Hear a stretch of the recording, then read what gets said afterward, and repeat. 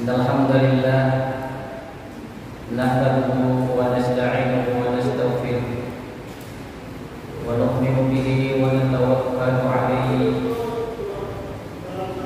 wa na'udzu billahi min shururi anfusina wa min sayyiati a'malina.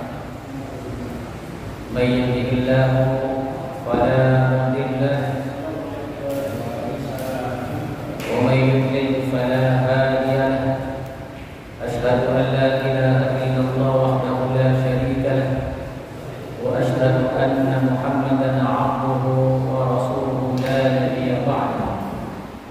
Allahumma shalli wa sallim ala hadzal nabiyyil karim wa ala alihi wa ashabihi wa man tabi'ahum bi ihsan ila yaumiddin. Amma ba'du, faqad qala ta'ala fil Qur'anil karim. A'udzu billahi minasy syaithanir rajim. وقضينا إلى بني إسرائيل في الكتاب لتفسدن في الأرض مرتين ولتعلن علوا كبيرا.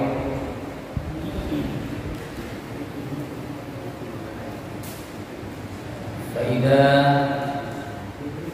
جاء وعد أولاهما بعثنا عليهم عبادا لنا أولي بأس شديد فجاسوا خلال الديار وكان وعدا مفعولا.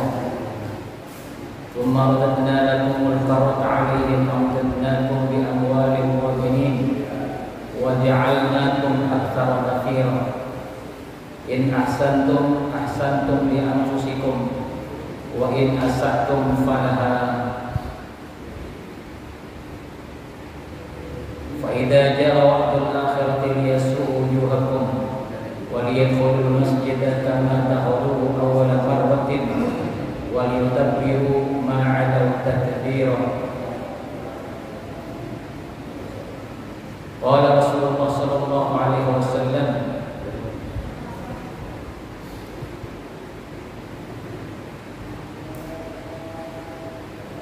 عن حذيفة بن سعيد الغفاري قال: قال النبي صلى الله عليه وسلم علينا ونحن نتذكر فقال: ما تذكرون؟ قالوا: نذكر الساعة. الحديث.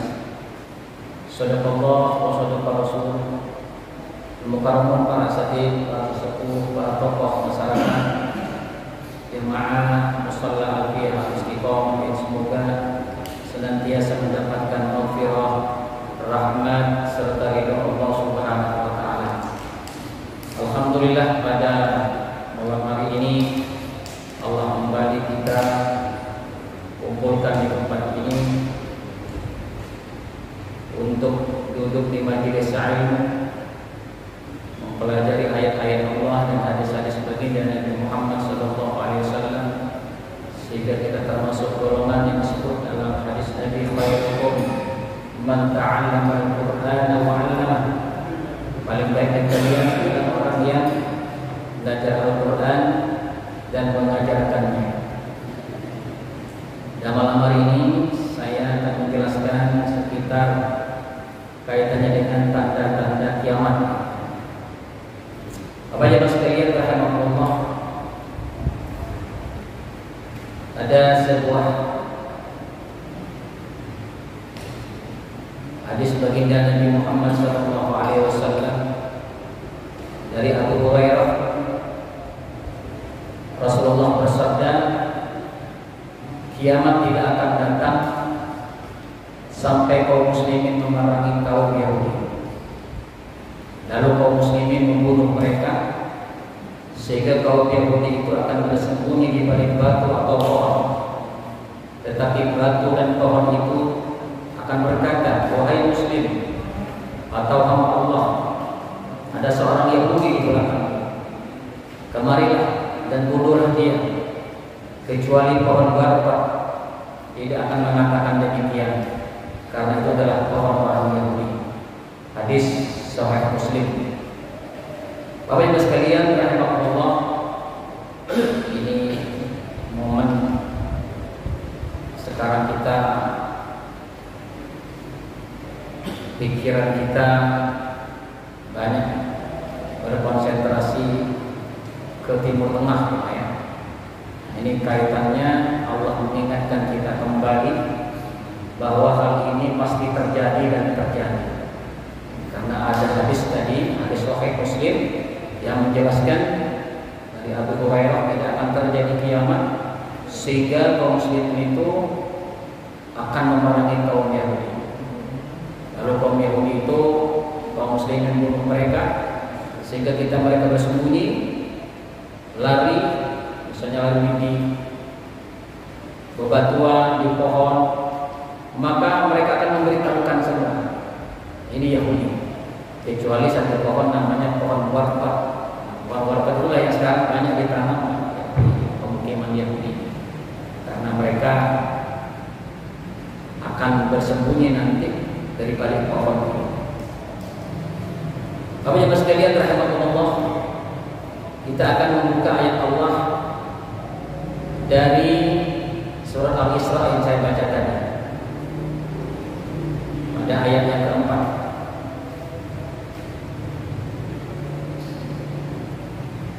Wa qadayna ila bani Israila fil kitabi la tufsiduna fil ardi marratayn wa la ta'dunna 'aduwan kabira. Dan kami tetapkan terhadap Bani Israel dalam kitab itu, kamu pasti akan berbuat kerusakan di muka bumi ini 2 kali, dan pasti kamu akan menyombongkan diri dengan kesombongan yang besar. Fa idza jaa wa'du lahumma ba'athna 'alaikum 'ibadan lana uli ba'sin shadidin fajazu khilal al-diyar wa kana wa'dan maf'ula. Maka apabila datang saat hukuman bagi kejahatan yang pertama dari kedua kejahatan itu, kami datangkan kepadamu hamba-hamba kami yang perkasa, lalu mereka merajalela di kampung-kampung, dan itulah ketetapan yang pasti terlaksana. Tsumma radadna lakum al-karata 'alaihim amdadnakum bi amwalin wa banin wa ja'alnakum aktsara nafira. Kemudian kami berikan kepadamu giliran untuk mengalahkan mereka. Kami membantumu dengan harta kekayaan dan anak-anak, dan kami jadikan kamu kelompok yang lebih besar. In ahsantum ahsantum li anfusikum. Jika kalian berbuat baik, berarti kalian berbuat baik untuk diri kalian sendiri. Wa in asabtum falaha. Akan tetapi apabila kalian berbuat jahat kembali, maka itu artinya kalian berbuat jahat untuk dirimu sendiri. Fa idza jaa waqtul akhir yasuddu wujuhakum wal yadkhulul masjida kama dakhalu awwala marratin wal yutakbiru ma'ala takbira. Apabila datang saat hukuman kejahatan yang kedua, kami bangkitkan musuhmu untuk menyuramkan wajahmu, lalu mereka masuk ke dalam Masjidil Aqsa sebagaimana ketika mereka memasukinya pertama kali, dan mereka membinasakan apa saja yang mereka kuasai. Asa rabbukum ayyarhamakum. Semoga Tuhanmu merahmati kamu. Wa in kuntum mutna. Akan tetapi apabila kamu kembali berbuat jahat, berbuat bengis, udna, maka kembali aku akan menyiksa kalian. Wa ja'alna jahannam kafirin hafira. Dan akan menjadikan neraka jahannam tempat kembali orang-orang kafir. Oh yang sekalian rahimakumullah, di dalam kitab Taurat sudah dijelaskan tentang bagaimana orang-orang Bani Israel itu akan melakukan kejahatan besar. Di antaranya itu ada 2 kejahatan. Ketika kejahatan pertama itu nanti pada waktu itu Allah Subhanahu wa taala telah mendatangkan seorang raja yang zalim kepada mereka yang bernama Nebukadnezar, raja Babilonia, sehingga mereka kemudian hancur dulu dan eksodus ke seluruh negara pada saat itu. Oleh karenanya sekalian kita bisa melihat bagaimana sejarah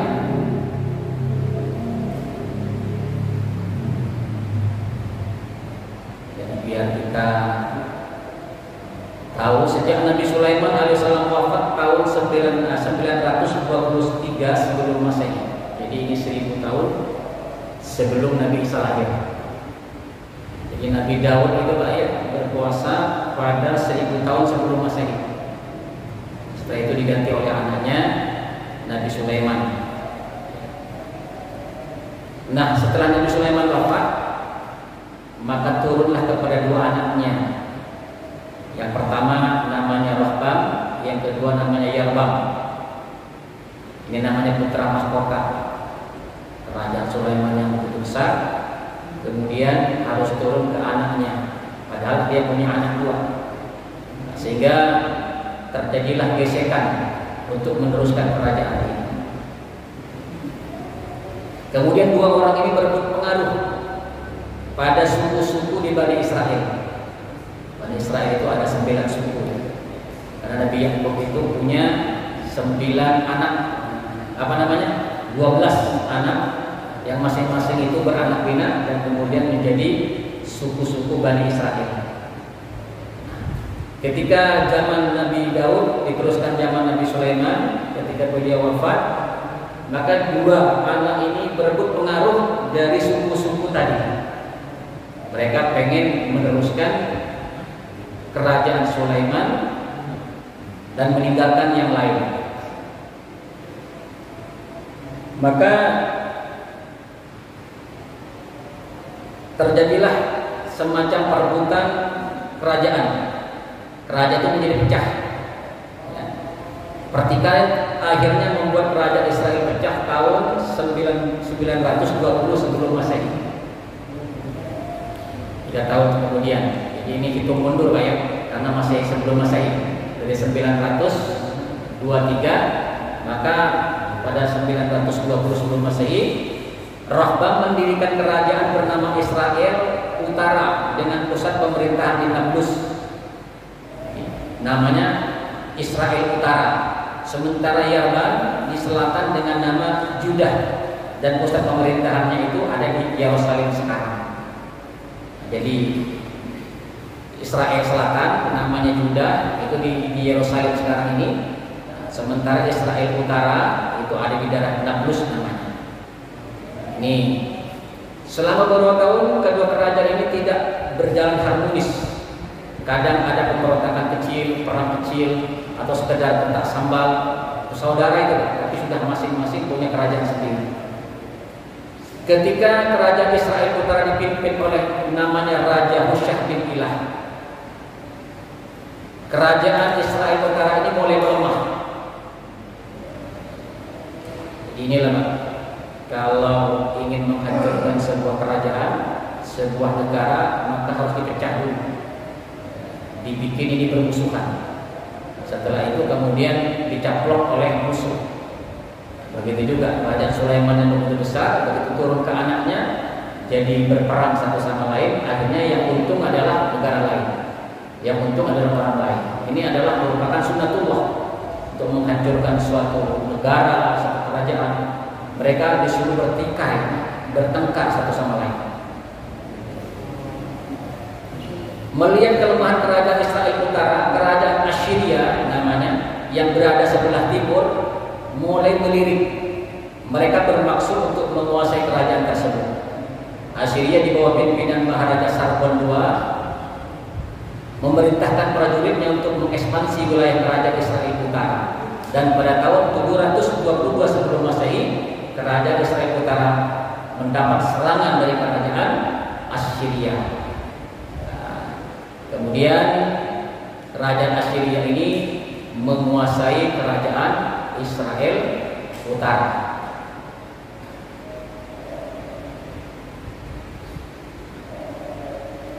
Mulai sudah kerajaan Israel Utara sudah dikuasai oleh orang lain, bukan dari suku Sulaiman ini, suku Bani Israel.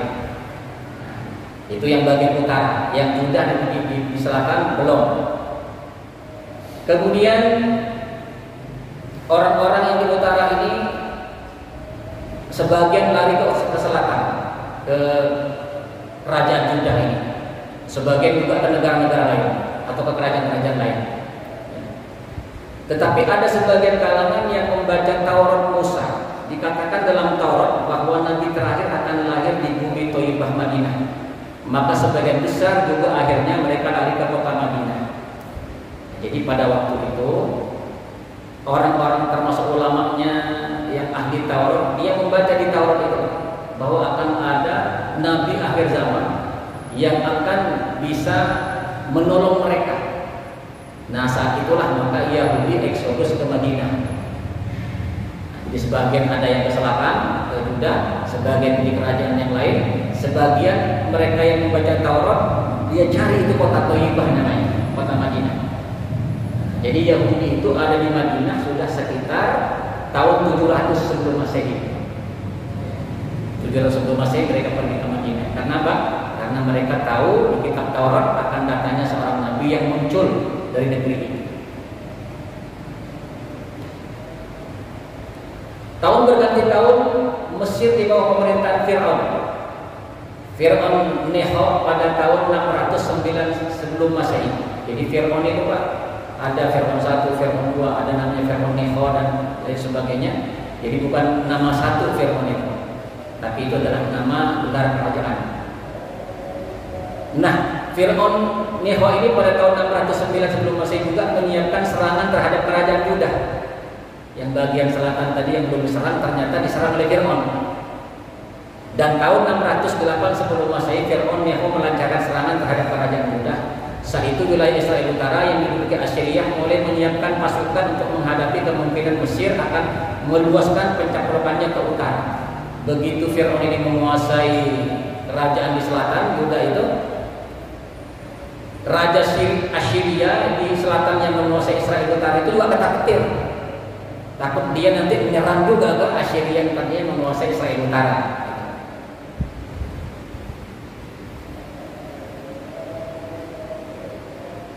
Maka mereka menyiapkan pasukan untuk menghadapi Fir'aun ini.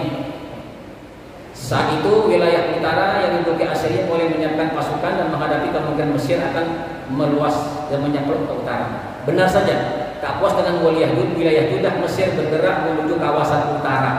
Di sana mereka berperang habis-habisan melawan kerajaan Assyria. Akhirnya Fir'aun menguasai Bani Israel, baik itu dari kerajaan selatan maupun kerajaan utara. Ya, itu pada sekitar tahun 605 sebelum Masehi. Nah, disinilah kemudian ada Nabi Musa setelah itu ya. Itu setelah Nabi Daud dan Nabi Sulaiman. Maka pada tahun 605 Masehi Babilonia di bawah kekuasaan Nebukadnezar menyerang kawasan Israel Utara dan Judah di bawah kekuasaan Mesir.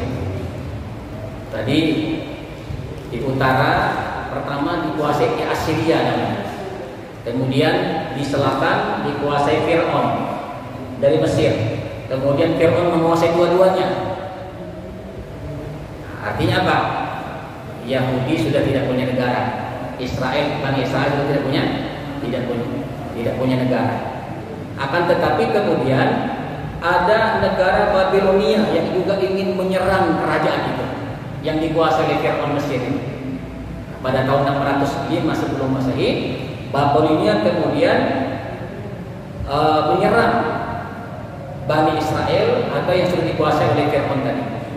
Disinilah titik paling sadis yang dirasakan Bani Israel, penghancuran total, pembunuhan, pengusiran secara paksa, dan juga penindasan keji mereka alami. Mereka diusir dari tanah mereka sendiri, yang tersisa dari semua hanyalah sebuah tembok ratapan. Kalangan Bani Israel yang tersisa duduk sambil menatap tembok sembari membaca kitab Taurat. Sebanyak 300 alim ulama Bani Israel di bawah Babilonia atas dasar perintah Raja Nebukadnezar tersebut. Termasuk di dalamnya adalah Nabi Daniel. Mereka dipaksa untuk merubah kitab Taurat dengan tafsiran menggunakan akal manusia. Kemudian Nabi Daniel menolak dan beliau dilemparkan ke dalam kandang singa. Namun dengan mukjizat Allah, singa itu tunduk kepada Nabi Daniel. Nah, sejak itulah kemudian terjadi awal mula kitab Taurat diganti dengan kitab Talmud. Jadi pada sekitar tahun 600 sebelum Masehi. ketika Raja Babilonia namanya Nebukadnezar, maka tadi dikatakan banyak dalam Al-Quran itu, ketika mereka melakukan kejahatan, maka Allah kirimkan seorang hamba Allah yang sangat sadis. Itu kalau kita lihat dalam tafsir itu Nebukadnezar ini, Pak. Raja ini, Raja Babilonia ini, karena dia menghancurkan semua situs-situs yang ada di situ. Cuma hanya ada sisa namanya tembok ratapan. Ya, disitulah sekarang yang ada di dekat Masjidil Aqsa ini. Nah, ini bayangkan bahwa yang namanya Bani Israel itu sudah tidak punya kerajaan, sudah digantikan berulang-ulang. Ya, oleh Assyria, diganti oleh Mesir, diganti oleh Babilonia. Ya kan?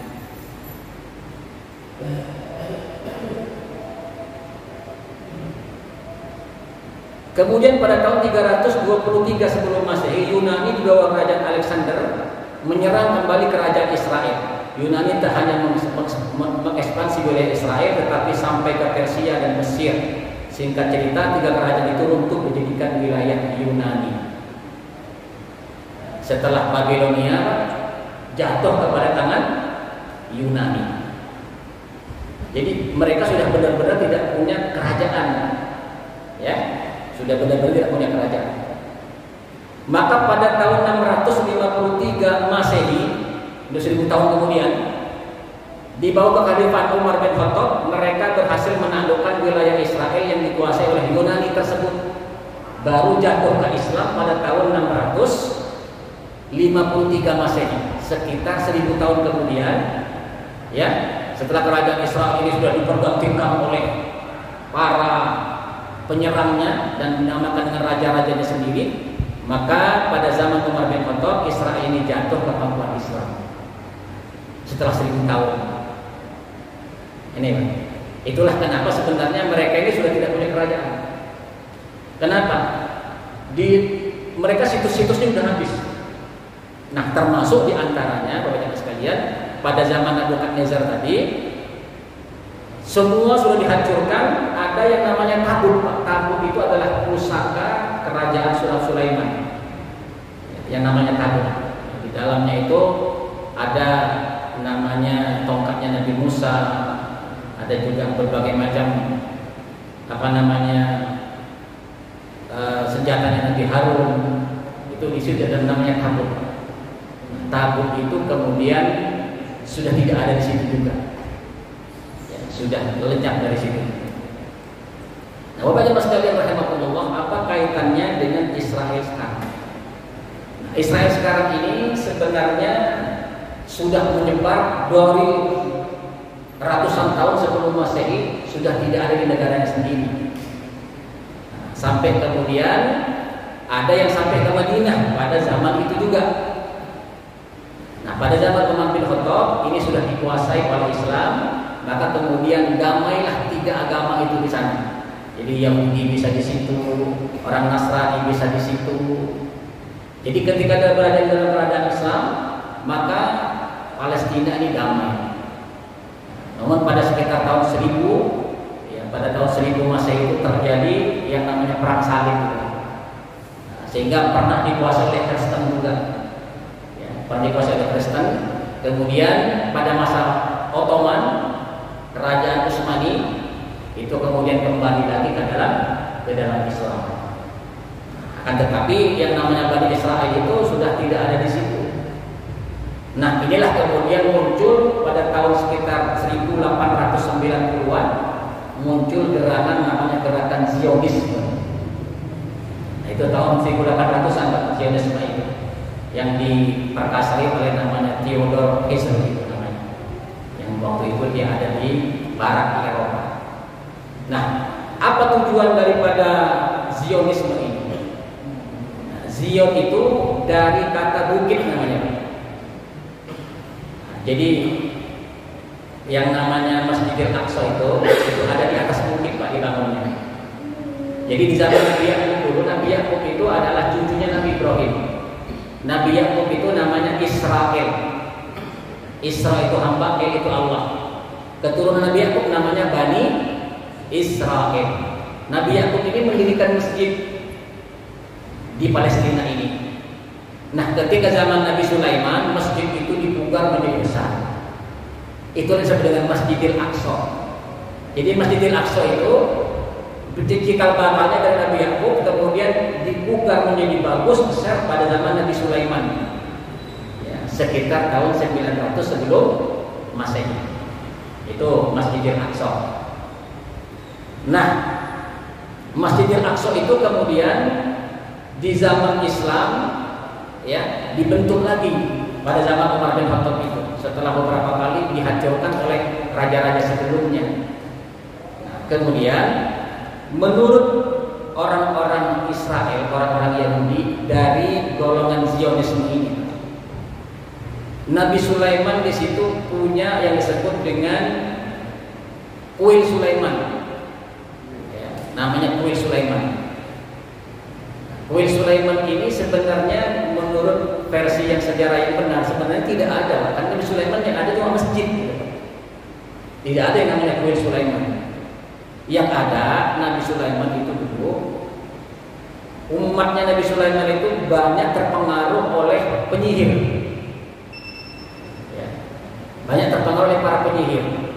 Nah, para penyihir ini kemudian oleh Nabi Sulaiman ditangkap, buku-bukunya semuanya dipendam di bawah di bawah Bukit Zion itu, di bawah kerajaan Nabi Sulaiman. Nah, inilah yang kemudian menjadi sekarang yang disebut ritual-ritual Kabalah yang menjadi Freemason itu.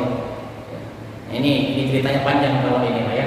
Akan tetapi yang terpenting kemudian bahwasanya mereka meyakini, Zionisme ini meyakini bahwa mereka menunggu kerajaan yang akan menolong mereka, namanya Mesias. Kalau kita sebutnya itu Masihid Dajjal, ya Pak ya, Masihid Dajjal. Kalau umat Islam yang ditunggu itu adalah Al-Masih yang asli, namanya Nabi Isa. Nabi Isa itu nanti akan turun di akhir zaman, akan bersama dengan Imam Mahdi. Tapi kalau pemahaman Bani Israel yang mereka tunggu itu adalah yang namanya Masihid Dajjal. Masihid Dajjal itu adalah penyelamat palsu, bahasa kitanya, penyelamat palsu. Nah, Masihid Dajjal ini apa? Yang sekarang ditunggu untuk datang ke Masjidil Aqsa. Sementara tabut yang hilang tadi sudah ditemukan di Ethiopia pada tahun 90-an, sudah ditemukan di sana. Mereka yakini tabut ini harus dibawa ke Yerusalem sana, dan di sana sudah harus ada namanya bangunan kuil Sulaiman harus dibangun, dan kuil Sulaiman ini harus dibangun di bawah reruntuhan Masjidil Aqsa. Kenapa? Masjidil Aqsa itu harus dihancurkan dan dibangun kuil Sulaiman di atasnya.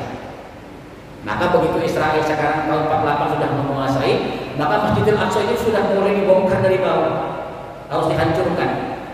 Ya, pada peperangan Israel yang kemarin itu mereka sudah berdoa ya untuk mempercepat datangnya Dajjal itu. Ya, Pak ya. Jadi peperangan itu untuk mempercepat supaya apa? Supaya Masjidil Aqsa itu cepat hancur dan dibangun namanya kuil Sulaiman. Kalau itu sudah dibangun, tabut yang ada di Ethiopia itu kemudian dikembalikan ke kerajaan ini, baru Dajjal itu akan datang. Itu yang ditunggu, Pak. Al-Masih itu yang ditunggu.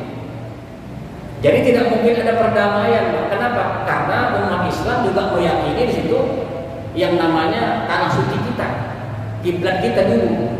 Sementara Yahudi meyakini bahwa mereka nanti akan menguasai dunia ini dan pusat kerajaannya di situ. Siapa rajanya?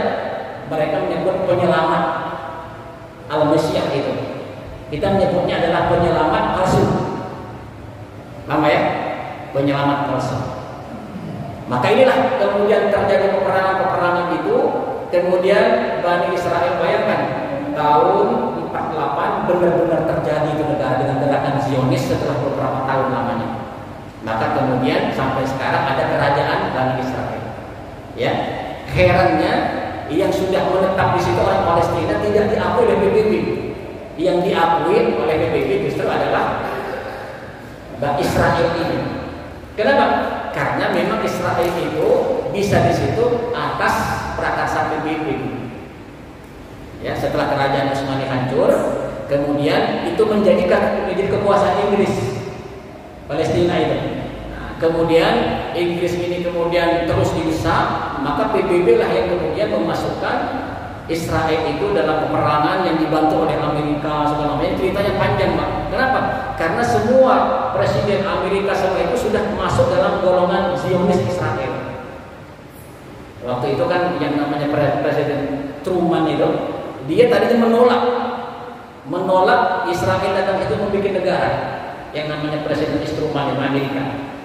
Akan tetapi kemudian orang Zionis itu melobi kekuatan di atas sana, di Eropa, di Amerika. Akhirnya apa? Akhirnya Truman pun juga mengesahkan negara itu. PBB mengesahkan negara itu. Herannya Palestina yang sudah negaranya sendiri tidak disahkan PBB. Nah, itu ceritanya. Nah, inilah yang kemudian mengkerucut sampai ke Gaza sekarang ini. Karena di Gaza lah kekuatannya Hamas ini untuk terus menyerang itu. Dan ini sesuai dengan hadis Nabi tadi bahwa tidak akan terjadi kiamat sampai kemudian akan terjadi peperangan dengan Yahudi. Nah, kita nggak tahu peperangan sekarang ini apakah sudah menuju ke sana, ya. Kita lihat Masjidil Aqsa belum hancur. Tapi itu kan hanya angan-angan mereka kan. Tapi nanti kalau kerusakan sudah semakin merajalela, itulah yang akan ditunggu nanti. Al-Mahdi akan datang, ya. Al-Mahdi akan datang. Setelah itu kemudian Dajjal keluar. Jadi Al-Mahdi ini termasuk berada di luar 10 tanda kiamat besar. Ya, dia pembatas antara tanda-tanda kecil dan tanda-tanda besar. Nah, setelah itu Dajjal datang dan akan datang ke seluruh dunia untuk memfitnah manusia. Nah, ketika Imam Mahdi itu mau sholat subuh, jadi nanti kepemimpinan Imam Mahdi ini ada di Syria. Jadi nanti yang akan menjadi kekuasaan Israel itu ada di Syria. Nah, di Syria itu ada namanya Masjid Menara Putih. Sekarang itu sudah ada Masjid Menara Putih. Nah, ketika Imam Mahdi mau sholat subuh, Nabi Isa itu turun dari langit, dari atas Menara Putih itu. Nah, kemudian turun, mereka tahu itu Nabi Isa, maka Imam Mahdi mempersilahkan untuk menjadi imam sholat pada waktu itu. Maka kata Nabi Isa, engkau aja, karena umat Islam itu adalah satu sama lain menjadi pemimpin. Jadi Nabi Isa tidak mau menjadi imam. Akhirnya Imam Mahdi lah yang terus menjadi imam pada saat itu. Selesai sholat subuh itu, banyak sekalian, ada ramai di luar. Ternyata Dajjal datang. Dajjal sudah melanda seluruh dunia. Ya, pada saat itu Dajjal nongol di sana. Dia tidak tahu kalau di situ ada Nabi Isa. Padahal Dajjal itu nggak takut sama siapa-siapa kecuali kepada Nabi Isa. Karena Nabi Isa itu yang akan membunuh Dajjal. Itu ceritanya. Nah, setelah itu Nabi Isa keluar, Dajjal itu hanya melihat Nabi Isa langsung meleleh kayak darahnya. Hanya melihat Nabi Isa saja langsung meleleh. Nah, jadi Dajjal itu mati di hadapan Nabi Isa alaihissalam. Tentunya setelah melanda seluruh dunia itu. Nah, setelah itu Nabi Isa menghancurkan salib, Nabi Isa membunuh babi dan mengajak semua orang-orang Kristen, semua yang begitu masuk Islam. Kalau yang nggak mau Islam kemudian dibunuh, diperangi. Nah, termasuk tadi Pak ceritanya, orang-orang Yahudi pada lari. Ada yang lari ke rumah itu pun ngomong ini ada Yahudi. Ada di batu ngomong ini ada Yahudi. Ketika dia masuk ke belakang pohon garpat tadi, maka selamat di situ. Pohon garpat ini menyelamatkan. Itu ceritanya. Itu adalah di zaman Nabi Isa alaihissalam setelah turun. Setelah itu Pak, Nabi Isa itu hidup selama 40 tahun dengan Imam Mahdi. Di situ kejayaan Islam. Yang namanya khilafah al-Hijri nubuwah itu sekitar 40 tahun. Dan setelah itu Ya'juj Ma'juj datang. Ya'juj Ma'juj datang itu pun Nabi Isa yang menghancurkan dengan doanya Nabi Isa. Merajalela seluruh dunia. Ya'juj Ma'juj itu setelah keluar semuanya dimakan, manusia banyak dikanibal sama dia. Pada akhirnya Nabi Isa berdoa kepada Allah, maka kemudian Allah datangkan hujan membuat mereka mati serentak. Nah, ternyata Ya'juj Ma'juj pun mati di tangan Nabi Isa alaihissalam.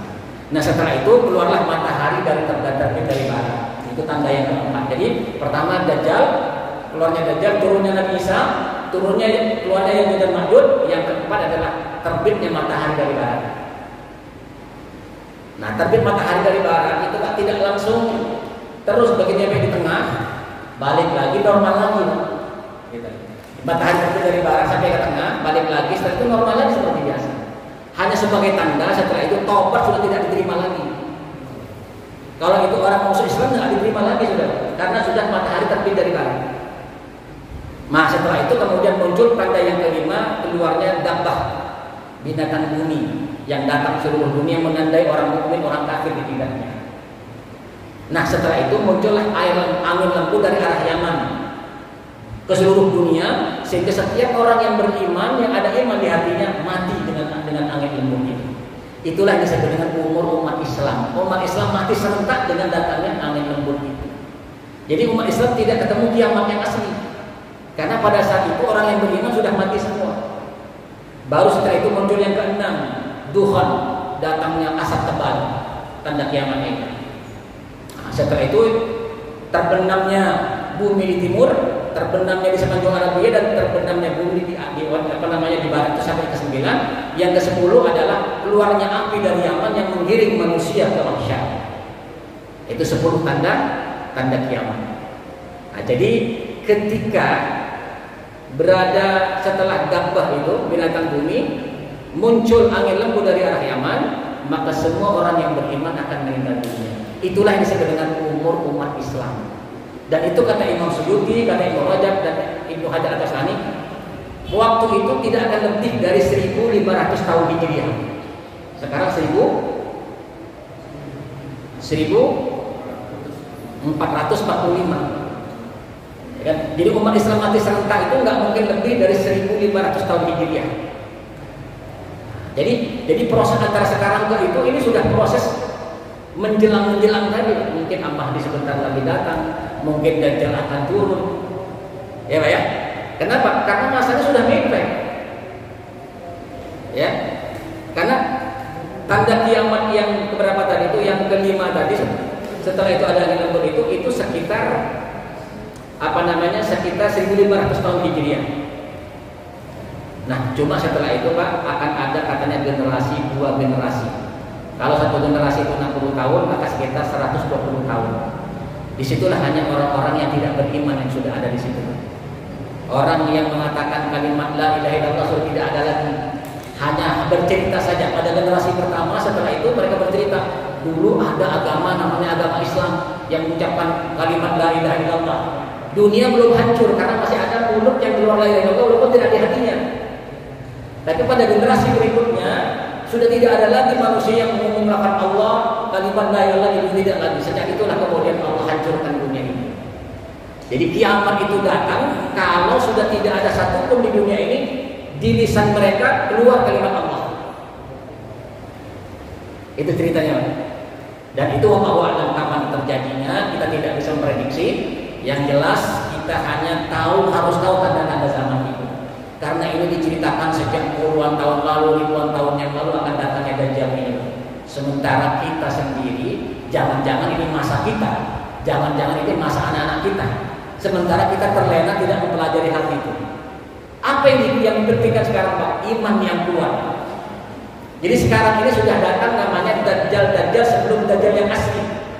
Apa namanya? Dengan adanya media, dengan adanya semuanya itu datangnya dari Israel, dari kekuatan Yahudi Zionis ini untuk menghancurkan akhlak.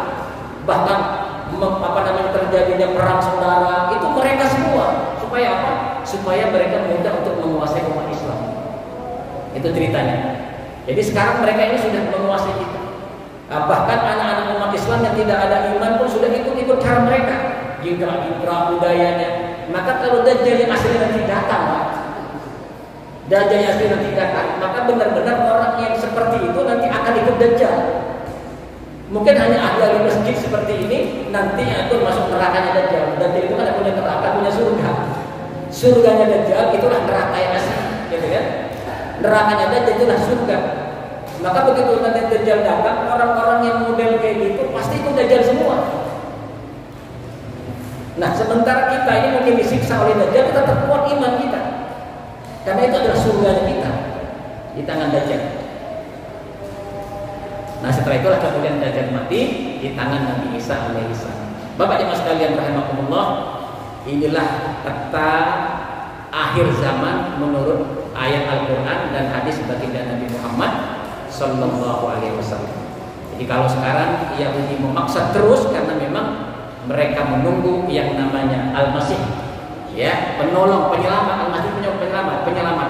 Akan tetapi kalau kita menyebutnya penyelamat palsu, sementara kita menunggu Al-Masih yang asli dari Nabi Isa alaihissalam yang akan berjuang bersama Imam Mahdi untuk menjadikan umat Islam seluruh dunia ini menjadi jaya kembali sekitar lamanya 40 tahun. Nah, mudah-mudahan kita atau anak-anak kita masih kebagian kejayaan itu. Mudah-mudahan kita dipanjangkan umur oleh Allah, kita sampai kepada kemuliaan dan kemenangan Islam di seluruh dunia. Amin ya rabbal. Ada pertanyaan?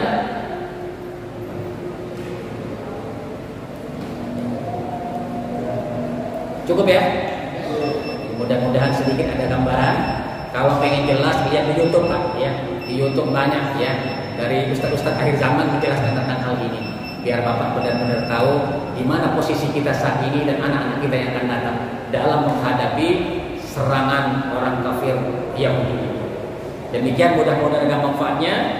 Kita tutup di kafarat majlis. Subhanakallahumma bihamdika asyhadu an la ilaha illa anta astaghfiruka wa atubu ilaik. Billahi taufiq wal hidayah. Wassalamualaikum warahmatullahi wabarakatuh.